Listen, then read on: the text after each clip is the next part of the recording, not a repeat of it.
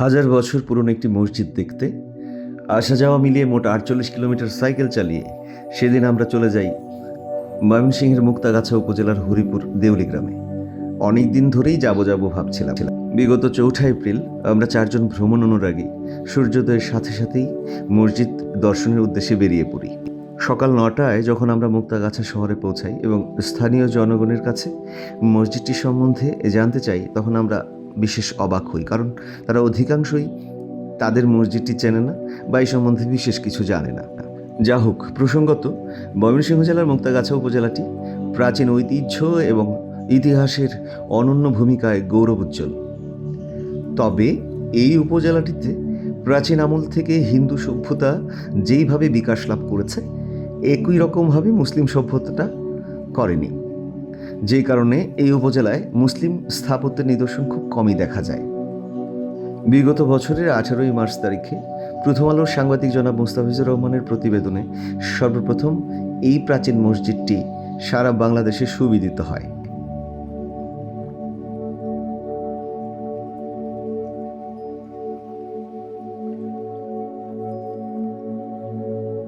সবুজে ঘেরা হরিপুর গ্রামটি অত্যন্ত মনোরম।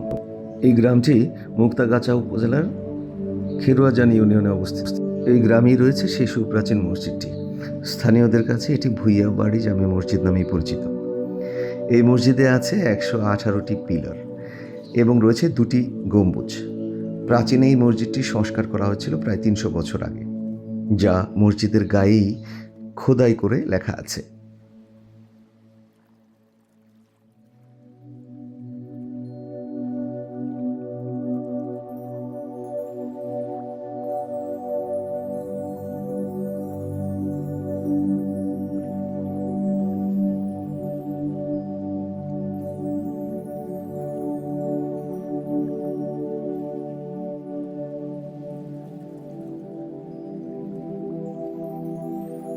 প্রতিটি দেয়াল এবং পিলারে রয়েছে নানা কারুকার্য।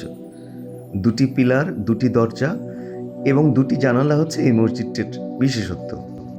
চোখ জুড়ানো এই নির্মাণ শৈলী রয়েছে, যা মুঘল বা সুলতানি আমলের নিদর্শন হতে পারে বলে অনেকে মনে করেন।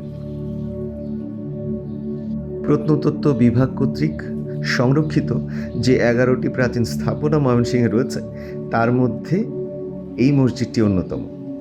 সরকারি তথ্য মোতাবেক তৎকালীন ব্রিটিশ বিরোধী ফকির আন্দোলনের সময় এই মসজিদটি নির্মাণ হয়ে থাকতে পারে।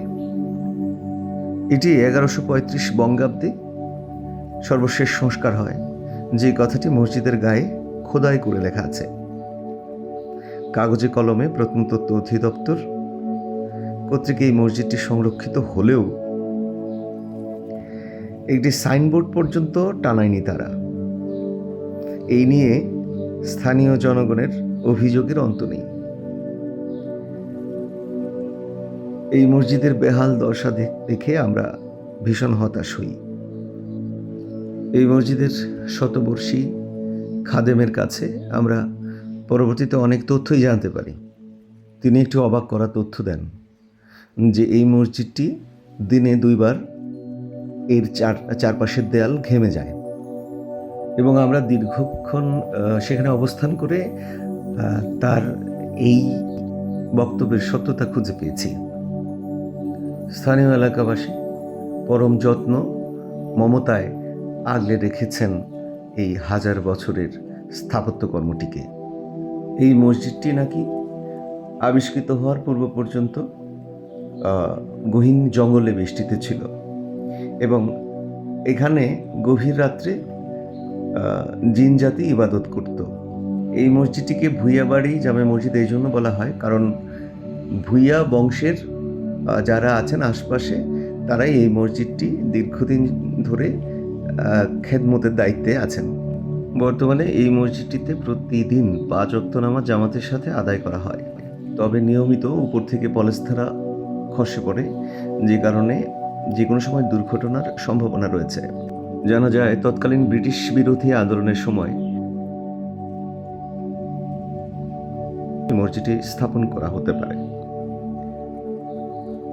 ফকির এবং সন্ন্যাসী আন্দোলনের সময় মুসলিম বিদ্রোহীরা নিজেরা আশ্রয়ের জন্য এরকম একটি মসজিদ এই জঙ্গলের ভেতরে নির্মাণ করে থাকতে পারেন। এই এলাকাটি একসময় ছিল ঝোপ জঙ্গলে ভরা। এখন অবশ্য সেই গহীন জঙ্গল নেই, কিন্তু ওই গহীন জঙ্গলের ভেতরে ছোট করে নিপুণ কারিগর দ্বারা নির্মাণ করা হচ্ছিল এই মসজিদটি। এই মসজিদটি দ্রুত পুনর্নির্মাণ প্রয়োজন, যে কোনো সময় দুর্ঘটনা ঘটতে পারে। তাছাড়া এই মসজিদটি দ্রুত পুনর্নির্মাণ না করা হলে কালের গর্ভে হারিয়ে যেতে পারে মুসলিম ঐতিহ্যের এই দৃষ্টিনন্দন। মসজিদটি দর্শন শেষ করে আমরা স্থানীয় একটি পুকুরে দিনের গোসলটি সেরে নিয়েছিলাম এবং সেখান থেকে মুক্তাগাছা শহরে এসে বিভাগের ছাত্র মোহাম্মদ রাসেল, যে আমাদেরকে আপ্যায়ন করে এবং তার আতিথেয়তা শেষে আমরা প্রায় বিকেল 4টার সময় এবং সন্ধ্যার কাছাকাছি সময় আমরা আমাদের শহরে পৌঁছাই। প্রতি শুক্রবার ধরে ধরে আমাদের এই জাতীয় ভ্রমণ অব্যাহত থাকবে। সবাইকে অসংখ্য ধন্যবাদ আমাদের এই ছোট্ট ভ্রমণটি দেখার জন্য, আমাদের সাথে থাকার জন্য।